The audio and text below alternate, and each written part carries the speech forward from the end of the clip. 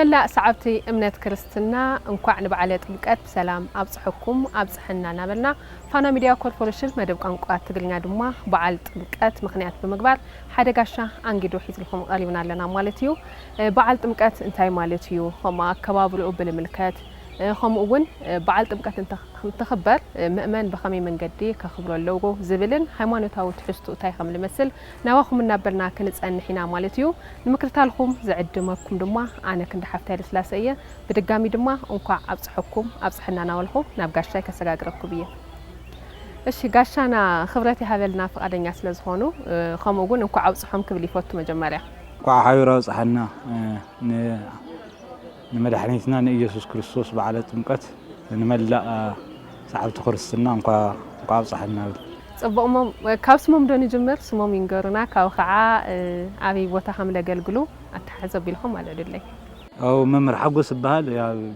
بيلا مطبق ملكوت قدوس يوحنس ناي قداسي ممري دعم صبق عنتو خمت امتو يገልጾ ልጸናxو لما انتي بعل طمقت مخنيات بمغبر انتاينت طمقت انتاي مالتيو مؤمن خبخمي منقد كخورو ولو لبل هايمانوتاو تحسطو انا نادحسسنا كنصنحمو لافتوانا بعل طمقت قدم مسغغارنا ግን አብድሮ ጥምቀት ለخبر بعل ከተራ አለ እዩሞ ካውን ጀምር بعل ከተራ እንታይ ማለትዩ ካብ ዝተፈላልዩ ቦታታት ታወታት ሒዞም መመናስ ለሓደ ቦታ ወይ ድማ ላፍት መሕደር ቦታ ልወስድሉ ኹነታት እውን ኣለሞ መስኦት ሓሕዘብ ኢልኩም እስቲ بعل ከተራ እንታይ ማለትዩ ካብ ልብል እንጀምር አው ከተራ ዝባሃል በሳልስቱ እዩ ያው ታወታት ካፍተ ፋላለ ቦታ ዝወርዳሉ እዩ ያው ከተራ ማለት ምግዳብ ማለት ተማይ ዝግደበሉ ምክንያቱ ብዙሕ ሰው ስለዚህ ጥማ ተማይ ይግደብ ከተራ ማለት ምግዳብ ማለት እዩ ያው በሳልስቱ በ10 ማለት እዩ ከተራ ይባሃል ታወታት በስተፋላለ ታፍተፋላለ ቦታ ኸይደን ዝሓድራሉ እዩ ንምንታይ ታወታት ካብ ታወተ ታብ ቦቱኡ ናብ ረዋል ወርድታይልና አምላክና መድኃኒትና ኢየሱስ ክርስቶስ ካብ ገሊላ ናብ ዮሐንስ ምኻዱ ምሳሌ እዩ ማለት እዩ በጣም ጽቦቅ ከተራ ብዙ መንገድ ተገሊጽናዮ እስቲ ጥምቀት በተለይ ደሞ በዋናነት እንርዕሎ ጥምቀት እንታይ ማለት እዩ በዓል ጥምቀት ነኽብሪና እንብሊናሞ በበዓመቱ በዓል ጥምቀት ይኽበር እስቲ ጥምቀት እንታይ ማለት እዩ ልብል ነገር ደሞ ነልዕል ጥምቀት ማለት ያው መጽሐፍ ቅዱስ ገሊጽ ወይ አማቴዎስ ወንጌል ምዕራፍ 3 ቁጥር 13 ማርቆስ ወንጌል ምዕራፍ 4 ኣብ ሉቃስ ወንጌል ደግሞ ምዕራፍ 1 ቁጥር 9 ተጻሒፉ ብስፍሓት ንረኽቦ ካብ መጽሐፍ ቅዱስ ንላዕል ንሕና ምንም ክንገልጽ ኣልንከነ መጽሐፍ ቅዱስ ብስፍሓት ገሊጽዎ ኣሎ ግን ጥምቀት ያው አማይ አቲኻ ሙጻእ ማለት እዩ ጥምቀት ማለትና ጌታችን መድኃኒታችን ኢየሱስ ክርስቶስ ካብ ገሊላ ናብ ዮሐንስ ክጥመቕ ዝኸደሉ እዩ ጥምቀት ዝባል ያው ጥምቀት ከም አቲኻ ሙጻእ ማለት እዩ አማይ አቲኻ ሙጻእ ማለት እዩ ጥምቀት ማለት ጽቡቅ ፍላይ ድማ ጎይታና መድኃኒትና ኢየሱስ ክርስቶስ ምስ ጥምቀት ተሓሒዙ በአገልጋሊኡ ብለኾነ መጥምቀ ዮሐንስ ተጠሚቁ ፍላይ ለደቅ ሰባት ድማ ትሕትና ለምሆሮን ለምስተምኻኑውን ይልዓል እዩሞ ኣብዚኻ እንታይ ሓሳብ ኣለኩም ጥምቀት ብዙሕ ትርጉም ኣለዎ መጀመሪያ ጥምቀት ንምንታይ የታችን አምላክና መድኃኒትና ኢየሱስ ክርስቶስ ተጠሚቆ ተበልና ናይ ነቢያት ትንቢት ክፈጽም ዝተነገረ ትንቢት ነይሩ ኣብ ነቢያት ዝተነገረ ትንቢት ነይሩ ዝተነገረ ትንቢት ንምፍጻሜ ዳዊት መጀመሪያ ታይል ተናገር ነይሩ በመዝሙር 114 ባሕሪን ርኢት ወገየት ወዮርዳኖስኒ ገብአ ድህሪሁ አዳር አንፈራጹ ከመሃራጅት ይሉ ቅድምሽ ዓመት ዳዊት ተናገሩ ነይሩና ዮርዳኖስ ከዓ ናብ ድሕሪት ተመለሰ አምባታት ከም ሽደና ኮረብታታት ደግሞ ከም እምባያት ዘሊለን ይሉ ዳዊት ተናገሩ ነይሩና እዚ ትንቢት ክፍጽም ናይ ነቢያት በነቢያት ዝተናገረ ትንቢት አምላክና መድኃኒትና ንኽፍጽም ኣብ ዮርዳኖስ ተጠሚቁ ማለት ካልአይ ደግሞ አምላክና መድኃኒትና ኢየሱስ ክርስቶስ ዝተጠመቀሉ ምክንያት ምሳሌነ ፍጹም ክገብር ምሳሌነ ዝተነገር ምሳሌኡ ፍጹም ክገብር ንምሳሌ እየው ኣብ ዮርዳኖስ ማይ ተሐጺው ድሕኑ እየው ንፈልጠይና በመጽሐፈ እዮብ ምዕራፍ 1 ዝተጻሐፈሎ እየው طعمي حميم نيرو بقصلي زحمة مسب نيرو نبرتو خفتو كله تودين دقو ميتهم كأو بقصلي زحمة مسب نيرو بدوية قصلي زحمة مسب نيرنا إيوب زدحنا أو يوردانوس كيدي إيوب مالت نايدك عدام ويم ناي عدام وين نايدك عدام مثالي ناي إيوب حمام دقمو عدام حق እግዚአብሔር بمفراسو زام بعدامنا بدك عدام ناي سجانا ناي نفسي موت تفريد الله نيرو مالت إيوب أو يوردانوس تطمئو خمس دحنا نحنا دقمو أما هاي أنا يوردانوس قال أي توليدنا بمنفس قدس توليدنا قال تفريدنا قال نبر حاتيات بدل ندحن كمز دحنا خاطيق أملاخنا مدحينا يسوع كريستوس أو يوردانوس تطمئو مالت سالساي دقمو أملاخنا مدحينا يسوع كريستوس أو يوردانوس تطمئو له مكنيات إسرائيلاويان بجبسي 430 عام تجزيهم نير قرمت እግዚአብሔር አምላክ በሙሴ ምክንያት ካብ ግብጽ አውጽዩ ባሕር ኤርትራ ከፊሉ ባሕር ናይ ዮርዳኖስ ርባ ምስተሻገሩ ምድረ ከነአን አብ ከነአን አትዮም ነይሮም ማለት ከነአን ወሪሶማ ማለት ንሕና ደግሞ በአብና በወልድ በመንፈስ ቅዱስ ሽም ተጠሚቅና ናይ ገነት መንግስተ ሰማያት نورس مالت سلزي ازي قبل املاكاችን املاخنا مدحيتنا ኢየሱስ ክርስቶስ ተጠሚኦ ማለት ሳልሳይ ደግሞ ለተጻፈ ናይ ዕዳ ጽሕፈት ነው አዳምና ሔዋንን አምላኽ ምስ ፈጠሮም ኣብ ገነት ዘሎ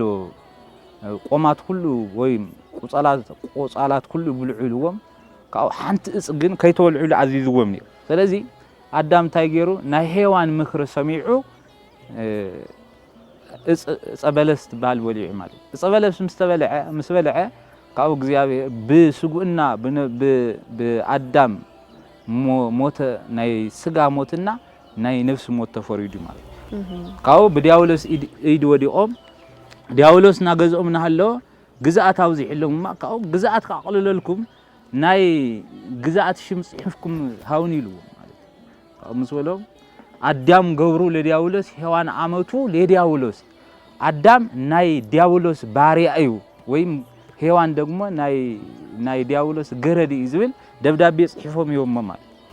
ደብዳቤ እዚ ሓደ ኣብ ሲኦል ይገርዎ ዝገርመክ ካልአይ ደግሞ ኣብ ማይ ዮርዳኖስ ኣብ ሩዋ ዮርዳኖስ ቀቢርዎ ማለት ስለዚህ አምላክና መድኃኒትና ኢየሱስ ክርስቶስ بعلة ጥምቀት እንትጥመቅ እንተሎ በአምላክን በእግሩ ረግይጹ በአምላክነቱ አቅሊጡ ተደብዳቤ ያጥፊው ማለት ኣብ ሲኦል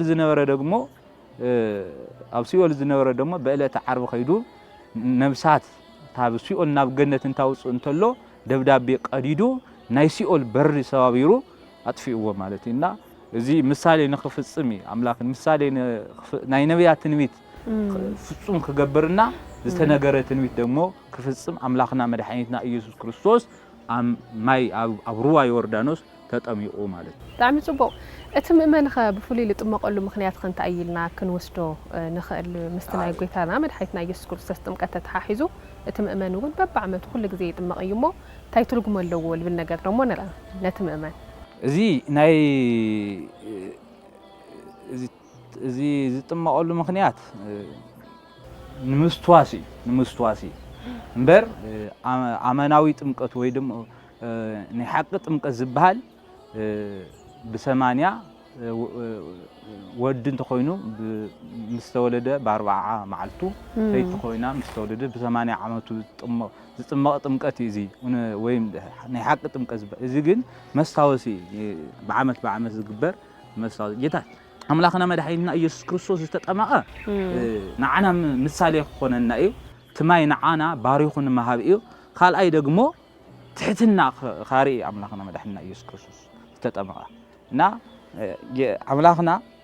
መድኃኒትና ኢየሱስ ክርስቶስ ናብ ዮሐንስ ከይዱ አጥምቀን ዝበለ ንጉስ ናሃለወ ፈጣሪ ናሃለወ ግን ከይዱ አጥምቀን ካብ ገሊላ ናብ ዮርዳኖስ ከይዱ አጥምቀን ይሉ እዚ ትሕትንኡ ዛምልክ ዘርኢ ትሕት ምኻኑ أملاخنا مدحينتنا إيسوس كريستوس إننا خلاي دقمو السخاتكم أبيت كريستيان كيدكم تطمو أمبر كهانات نعوا جزانا مسيحكم أطمئنا أيتولو قبل أملاخنا مدحينتنا إيسوس كريستوس أو يوحنس كيدو تطمئ أمال سلزي سرعتنا سرحي أملاخات سرعت حقنا أمت لنا إذلو مال سلزي نحقق تمكس وي دقمو أماناوي تمكس بحال ودي مستولده ب4 معلتو سويت يقول مستولده ب8 معلتي نطمقط مقتي حق وي اماناوي تمقز بحال سي امبر بعمت زغبر ناي مستاوسي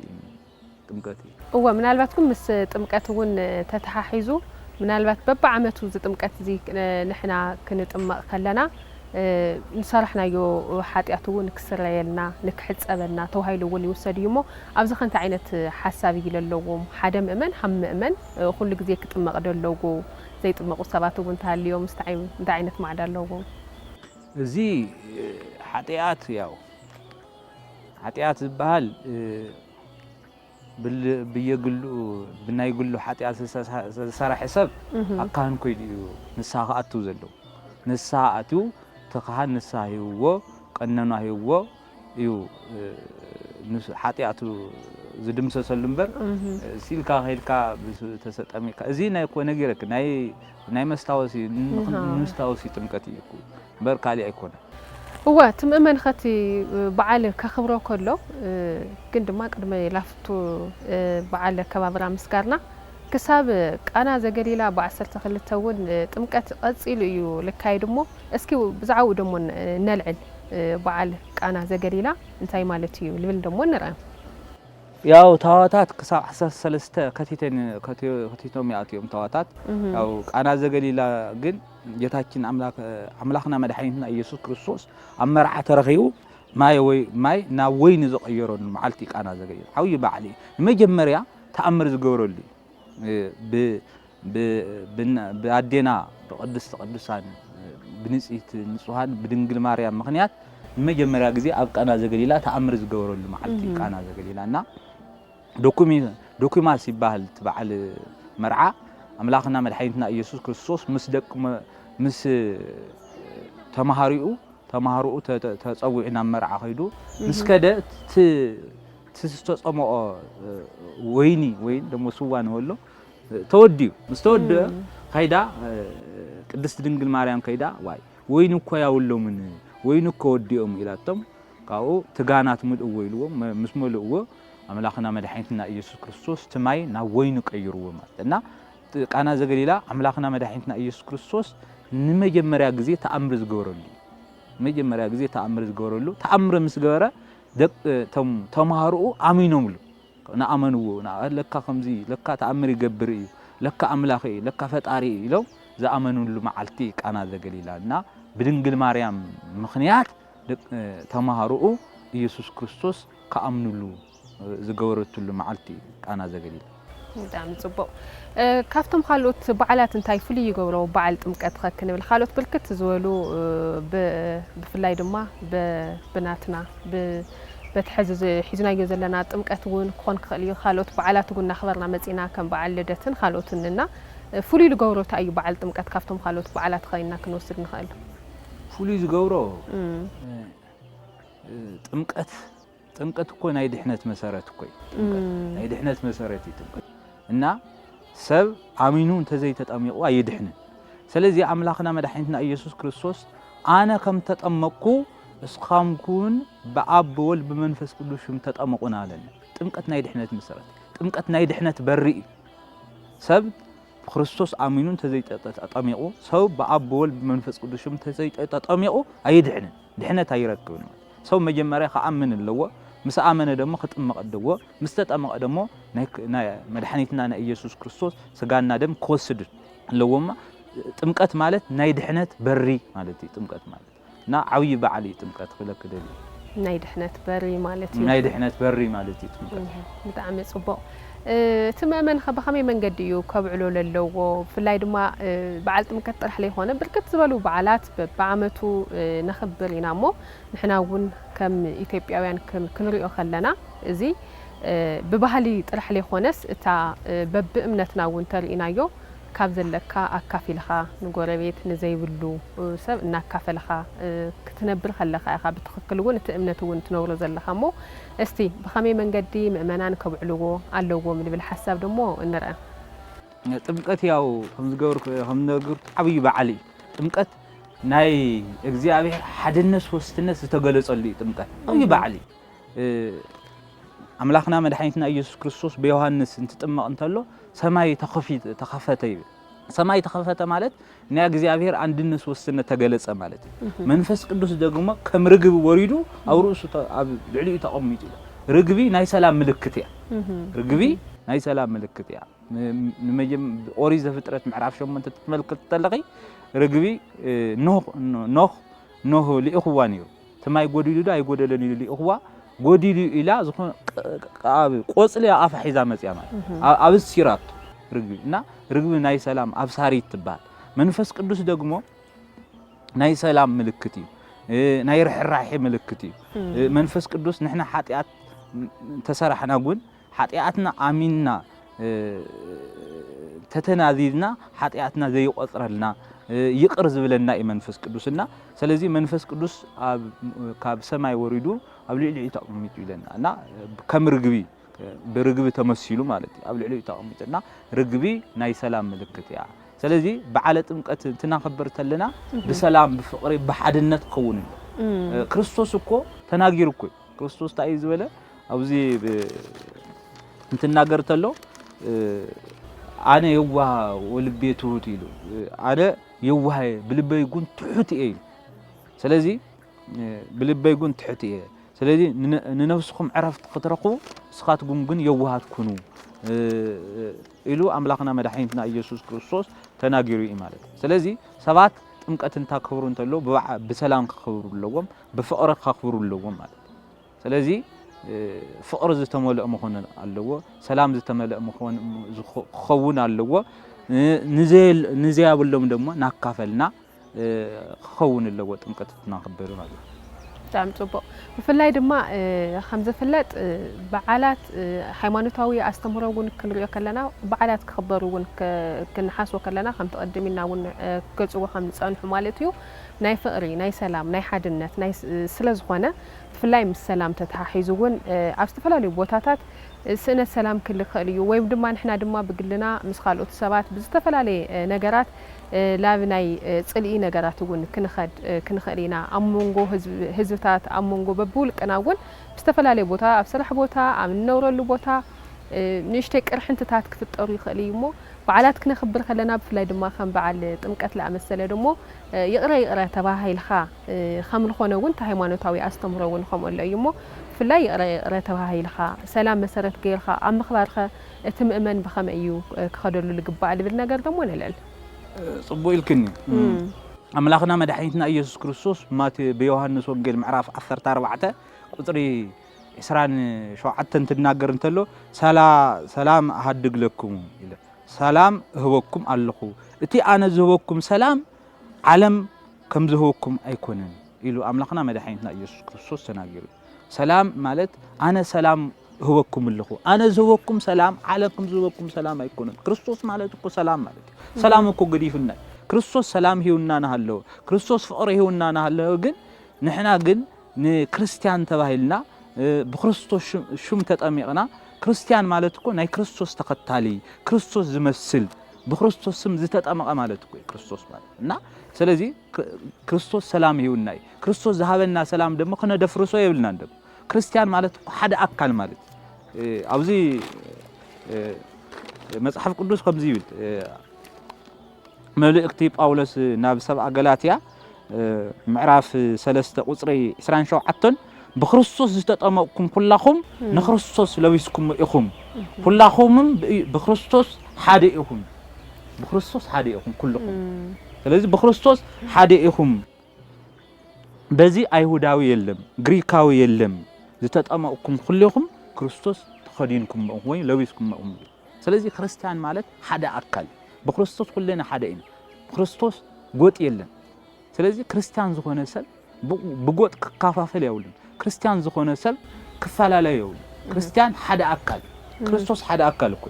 ብሓደ ኣካል ብክርስቶስ ሽም ተጠጠምዕና ንሕና ኩልና ደግሞ ሓደ ኣካል ኢና ማለት ንዚ ሐዋርያ ቅዱስ ጳውሎስ ከእንግዲህ ወዲህ ከአይሁዳዊ ወይም ግሪካዊ ባሪያ ወይም ጨዋ ታብዓታይ ወይም አነስተይቲ ዝብል አፈላላይ የለን አፈላላይ የለን ኩልና በክርስቶስ ሓደ ኢና ሓደ እንተኮይና አነዚ ኢደይዚ አይታድለይን ክብሎ አይክል ምክንያቱ ኢደይ ይጠቅመኒ ያ ንሓደ ክርስቲያን ደሞ በክርስቶስ ሽም ዝተጠመቀ ክርስቲያን ደሞ እስኻይታድለይንን እስኻናተይ ሓዋይ አይኮንኳን ዘመደይ አይኮንኳን ጎረቤተይ አይኮንኳን ክብሎ አይክልን ምክንያቱ ሓቢርና ንቀድስ ኢና ሓቢርና ኣብ ቤተ ክርስቲያን አቲና ናይ ክርስቶስ ስጋና ደም ንቅበል ኢና በክርስቶስ ሽም ዝተጠመቀና ሕዋት ኢና ሓደ አካል ኢና ስለዚ ንሕና ክርስቲያን ብሹም ክርስቲያን ክኸውን ብቻ ይብል ክርስቶስ እኮ ኩሉ እዩ ዝፈተወክ ሓጣንን ጻድቃንን ኩሉ እዩ ፈተወ ክርስቶስ ንሕና ግን ሓጣንን ጻድቃንን ኩሉ ክንፈትውልን አይደል እና ስለዚ በዓለ ጥምቀት ናኽብር ተለና ሓደ አካል ምዃንና ፈሊጥና ክናኽብርልና በክርስቶስ ኩልና ሓደ አካል ምዃንና ፈሊጥና ክናኽብርልና ክብለክ ደሊ ብጣዕሚ ጽቡቕ ሓሳብ ኣልዒልኩም ብፍላይ ድማ ምስ ፍቕሪ ምስ ምትሕልላይ ብሓደ ኮይንካ ኣብ ምሕላፍ ያው ና ሃይማኖታዊ ዝተምህሩ እውን ከምኡውን ከም ሃገርና ኢትዮጵያ እውን ሒዝናዮ ልመጻና ዓብይ ጸጋታት እዩ ሞ ብዚ መሰረት ብፍላይ ድማ ብስእነት ሰላም እዚ ነገራትና ንሽተይና ተሸራሸሩ ኣብ መንጎታት ድማ ቀርሕንትና ተፈጠረ ስለዝመጽእ ከምዞም ዓይነት በዓላት ድማ ዓረቕቲ ብሓደ ኣከልቲ እዮም ሞ ንዑ እቲ ጉዳይ እውን ኣልዒለየ ነይረ ብዙሕ ማለት ንኽእሊና ማለት ብዛዕባ ጥምቀት ያው ከም ሃይማኖት ኣስተምሮ ክለዓል ኣለዎ ትብልዎ ነገር እንድሕር ሃሊኩም ደሞ ካሊእ ሓሳብ ምልዓል እውን ንኽእሊና በዓለ ጥምቀት ናኽብር ተለና ኣምላኽና መድሓኒትና ኢየሱስ ክርስቶስ ንዓና ዝወዓለልና ውዕሎ ውለታ ናሓሰብና ክናኽብር ኣለና እና ከምቲ ዝበልኩ ይቅድም ኣነ ሕዚ ኢድለኒ እግርለኒ ርእስለኒ ግን ብዙሓት አካላት አይኮኑ ዝባሉና ሓደ አካል እዩ ዝባል ክርስቶስ ሓደ አካል እዩ ንሕና ደሞ ናይ ክርስቶስ ህዋሳት እዩ ከም ዝበልኩ ቅድማ ናይ ክርስቶስ ህዋሳት ኢና ናይ ክርስቶስ ህዋሳት ተኮይና ደሞ ብዙሕ ህዋሳት ኣይንባልን ወይ ብዙሕ አካል ኢና ሓደ አካል ኢና ንባልና ብክርስቶስ ኩሌና ሓደ ኢና ክርስቶስ ኩሌና ናይ ክርስቶስ ደቂ ኢና ናይ ክርስቶስ ተኸተልቲ ኢና በአብ በወልድ በመንፈስ ቅዱስም ተጨምና ሃፍተ ወልድ እስመ ክርስትና ዝረኸብና ኢናና ስለዚ ብፍቅር በሰላም በዓለ ጥምቀት ክናኽብር ለና ዝብል ሓሳብ ከመጥ ይደል ከም ሃይማኖት አስተምሮ ሓደ ሰብ ክርስቲያን እየ ወይም ድማ ኦርቶዶክስ እየ ሞ ካልኦት እምነት እውን ክኾን ክኽእል እዩ እቲ እየ ጥራሕ ሒዝኻና ምኻድ ነገራት ኣለው እዮም ላብ ተግባር ላይ ናለይ ምሽራፍ ነገራት እውን ኣለው እዮም ሞ እዚ ከንታይ ኢኹም ትምዕዱ ብኣኹም ወገን بتخكل أتي إمنتنا لكننورو بفلاي دما أفقري أو سلام أو حدنت لكنسبخ أتم إمن تاين عينت نجارات كجبر الأول بالنجار دمون العلم كم تزولكو يقدم زوجنا حنت مصحف خط أفصل كلنا قدامي ملأخت بأولوس ناب 7 قرنطس معرف 10 13 خمزي بزيل الله نحنا أيهود كوينا غريكاويان كنا باروت كنا سبات كلنا حدا سونتنا كم زول قد حدا سونتنا منتو خنكون بحدا منفس تطمئنا حدا منفس جون ساتينا حدا منفس بحدا منفس تطمئنا مالت بأب ولا منفس قدس تطمئنا اينا حدا منفس ساتينا مالت حدا منفس قدس تقبلنا اينا مالت حدا منفس قدس تقبلنا اينا بحدا منفس قدس كبيرنا اينا مالت ስለዚህ بحدا منفس قدس زخبر سب كفال على يولم بحدا منفس كنبر اللو نججرو تحت خون اللو يوهنا زتملأ خون اللو رح زتملأ خون اللو منفس قدس روح لك قدم ስለዚህ መንፈስ ቅዱስ خبر سب روح خون اللو تحت خون اللو نحنا اكو انا نشتي زغرمني ክርስቲያን بشم ክርስቲያን نبهال انبر ክርስትና بهوتنا نورنا يكون مصحف قدسكم كم أيو تقرم خمسولكو خي حدا منفس ستين عينا حدا منفس تطمعين عينا نالا قد سلازي حدا أكالينا كو يزوزل سلازي كريستيان تقولنا خرستنا بهوت كنورلن سلازي أنا زم حلفه ملأختي كريستنا بتقبار ننورو كريستنا بتقبار كنورو لنا كريستنا أنا خرستياني مالت أيادعنا أيهود كويلهم كو نحنا ناي أبراهام دقينا إلهم تناجرهم نحنا ناي ابراهام دقينا ክርስቶስ كنت يزول ناي ابراهام دقينا بمالت ايتدحنم ناي ابراهام سراح سروح مبريلو املاخنا مدحنتنا يسوع ክርስቶስ ماتيوس ወንጌል ምዕራፍ 3 ስለዚህ ክርስቲያን ማለት አይደሐነ ናይ ክርስቶስ ተኸታሊ ማለት አይደሐ ክርስቶስ በእግሪ በስራሕ ክንክተሎለና ክርስትና በጽድቂ በስራሕ ክንትግብሮለና ሁሉ ብጣዕሚ ጽቡቕ ብፍላይ ድማ ኣብዚኣ ኣመወዳእታ ከልዕላ ለደሊ ነጥቢ ምስ መናእሰይ ተተሓይዙ ከም ዝፍለጥ መናእሰይ ላብ እምነቶም ላብ እምነቶም ኣብ ክርስትና ጥራሕ ዘይኮነስ ካልኦት እምነታት እውን ክኾኑ ይኽእሉ እዮም ጠንኪሮም ሃይማኖታዊ ኣስተምህሮ ከም ተዓንተው እውን ክትብልዎ ዝጸናሕኹም እየ ጥራሕ ማል ይኾነስ እቲ ናይ ቤተ ክርስቲያን ስርዓት ኣኽቢልኻና ምኻድ ነገር ሕግታት ኣኽቢልኻና ምኻድ ነገራት እውን ካብ ግዜ ግዜ ክንሪኦ ከለና ብፍላይ ኣብ መናእሰይ ሸለልተኝነት ሸለል ኢልኻና ምሕላፍ ነገራት ኣለው እዮም እዚ ድማ ጥራሕ ኣብ ቤተሰብ ተሓፂሩ ልቐሪ ነገር ዘይኮነስ ከም ሃገር እውን ናብ ሽግር ናእተወና ናመፀ ስለ ዝኾነ እቲ መንእሰይ ብሓፈሻ ኣብ መንፈሳዊ ሂወቱ እንታይ ክመስል ኣለዎ ልብል ነገር ድሞ እንልዕል ትክክል ያው ናይ ሃገር ተረካበይ መንእሰይ ናይ ሃገር ተረካቢ ናብ ሓጢያት ዝኣትጉን መንእሰይ ዝገርመክ መንእሰይ ናብ ሓጢያት ዝኣትጉን መንእሰይ መጽሐፍ ቅዱስኮ መንእሰይ ወይም ገና ብዕድመ ወይም መንእሰይ ዝገርመክ በዝሎም ግዜ መንእሰይ ኮይኑ ነጸላ ተኸዲኑ ዝኸይድ ሰብ كمزي ناي صلوت مصحف حيجو زخيد سب كم فرا زقصرلو زمان بصحنا يغرمك እና بسوشيال ميديا كم تريو زلخو وጣት ተወሲዱ በቃ ካብ ሃይማኖት ወጽዩ ካብ ባህል ወጽዩ ካብ ስርዓት ወጽዩ ካብ ስርዓተ ቤተ ክርስቲያን ወጽዩና ስለዚህ መንእሰይ ክርስቲያን ማዕተብ እኮ ገይሩ እኮ ማዕተብ ገይሩና አሎ ግን ካብ ክርስትና ዝወጻሉ ዘመን ነውና ስለዚህ ክርስት መንእሰይ በመንእሰይነቱ ጊዜ ፈጣሪ ክሐስብለው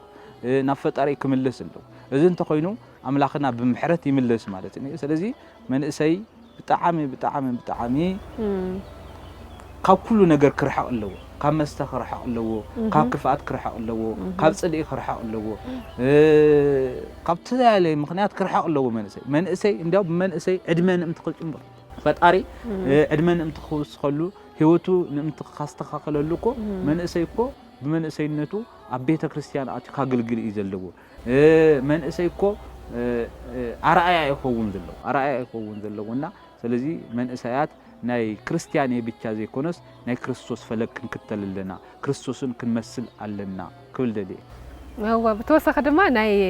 ያው ሃይማኖት አቦታት ወን ኣብዚ ዓው ይስተዋጽኦ ኣለዎም እዩሞ ናቶም ወን አልዕልና ተንሐልፍ ደስ ይብለኒ